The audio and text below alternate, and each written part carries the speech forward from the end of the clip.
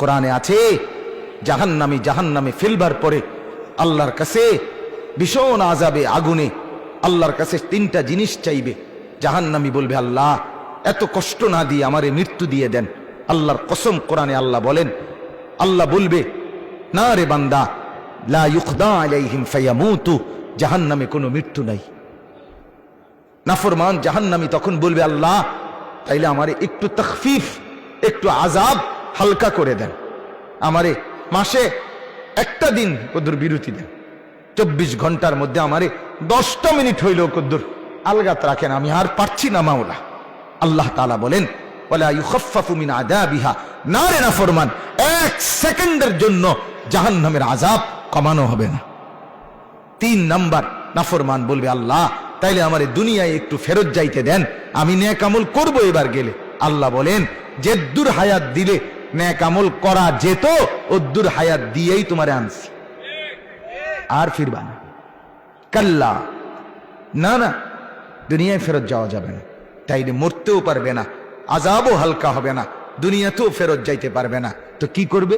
ক্বাল ইখসাউ ফিহা, আল্লাহ বলেন, ইখসাউ ফিহা, তুমি নাফরমান জাহান্নামের মধ্যেই পড়ে থাকো, ওয়ালা তুকাল্লিমুন, আর কোনো কথা বলবি না, শুধুই আযাব ভোগ করতে থাকো।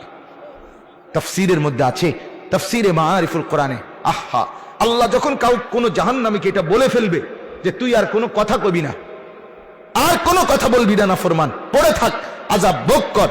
তাফসীরে মাআরিফুল কোরআনে লিখছে, জাহান্নামী আর মানুষের মতো কোনো শব্দ আর করতে পারবে না, শুধুই ঘেউ ঘেউ করবে, কুকুরের মতো আর গাধার মতো। আমার বাপ, জিন্দেগির উপরে রহম করো। আমার মুরব্বী চাচারাও, আপনারাও জীবনের উপরে রহম করেন। গুনাহ লম্বা করেন না, গুনাহ লম্বা করেন। 60 বছর ধরে টানা বিড়ি খান, এক টানা, কোন দিন বুঝবেন এটা গুনাহ?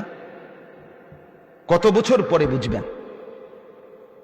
60 বছর হয়ে গেছে, এখনো আপনি বিড়িয়ে খাইতেছেন, আস্তাগফিরুল্লাহ।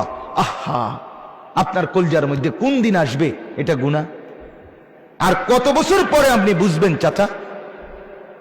বলো।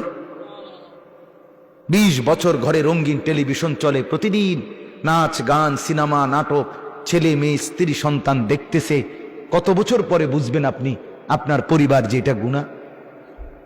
30 বছর ধরে টানা ব্যবসা, একই রকম মিথ্যা, ওজনে কম দেওয়া, এরপর অবৈধ উপার্জন, ধোঁকা, প্রতারণা, সুদ, কিস্তি, লোন, এগুলো দিয়েই ব্যবসা করছেন। কত বছর পরে বুঝবেন এটা গুনাহ? এক ইমানদার বাবা গুনাহকে এত লম্বা করে না।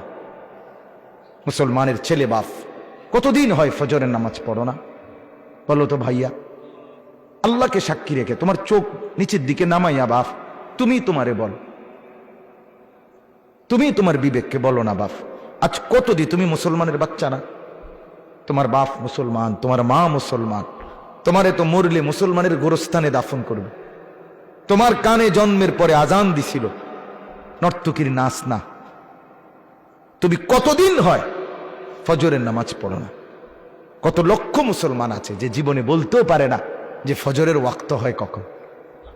আছে না এমন ডাকাত? 1 2 তো কোন দিন সে মনে হবে তার? এক মহিলা কতদিন পরে বুঝবে 20 বছর বেপর্দা, কতদিন পরে বুঝবে ওই মা যে এটা গুনাহ? কতদিন?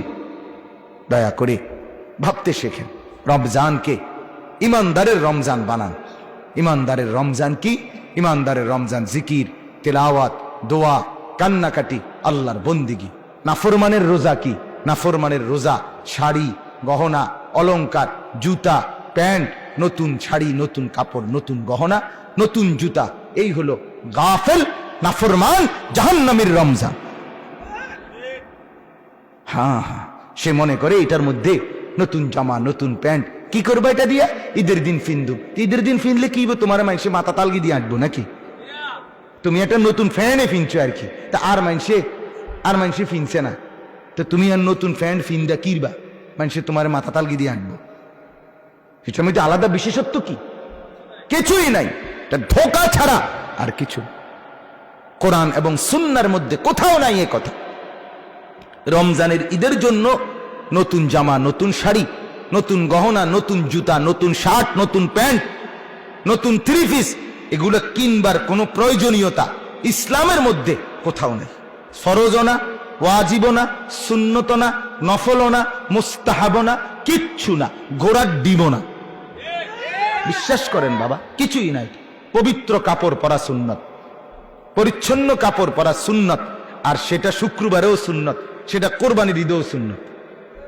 কথা বোঝেন নাই? আমি অনেক সময় বলি, এক ঈদ জায়গা কাপড় সফরের ঈদ, আরেক ঈদ গরু ছাগলের ঈদ। তোর ঈদ কোনটা? মুসলমান, তোর এই ঈদ কোনটা? বোঝেন নাই? কয় যে বছরে রোজার ঈদ মানে কি? কাপড় সফরের ঈদ। আর কোরবানির ঈদ মানে কি? গরু ছাগলের ঈদ। তোর ঈদ কই? কিরে মুসলমান, তোর ঈদ কই? একটা তো গরু ছাগলে নিল, আরটা তো হাফ প্যান্ট আর ফুল প্যান্টে নিয়ে গেল, তো তুই কো? হেবড়া ভাত।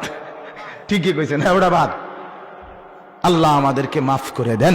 অতএব আমাদের কথা আমরা বাবা বললাম, দয়া করে আমরা প্রত্যেকেই শবে বরাত আগামীকাল তো কি করবেন? অনুষ্ঠান করবেন। কি করবেন? ইবাদত করবেন।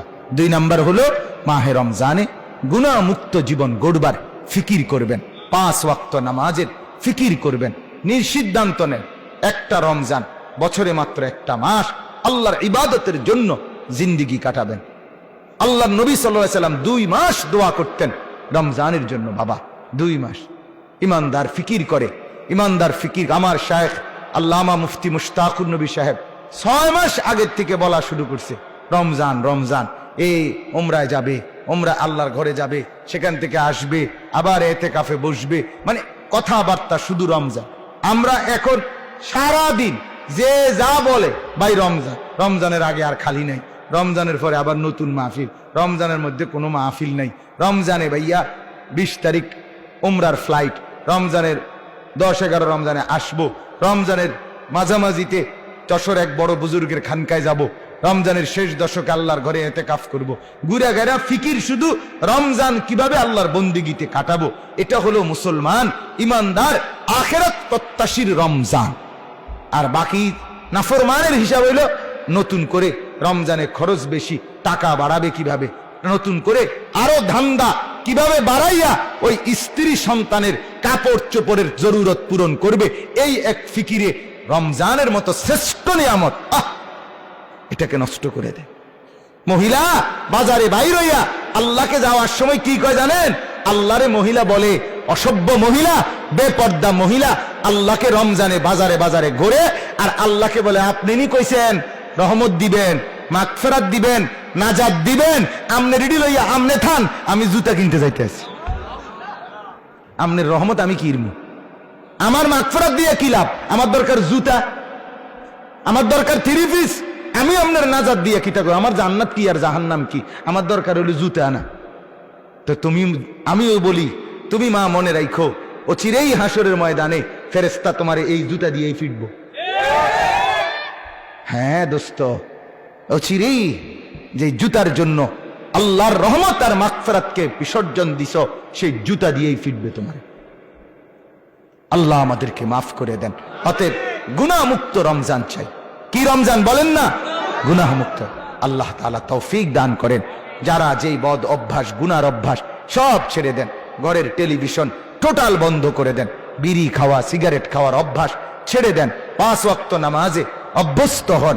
যুবক ভাই, আবারও বলছি, মোবাইলে ছবি দেখা, নারী দেখা, শুধু কেবল গুনার মধ্যে ডুবে থাকা, এটা ছেড়ে দাও বাপ, আল্লাহ বরকত দিবে। আল্লাহ এই মাহফিলকে কবুল করেন, এই মাদ্রাসাকে আল্লাহ তাআলা কবুল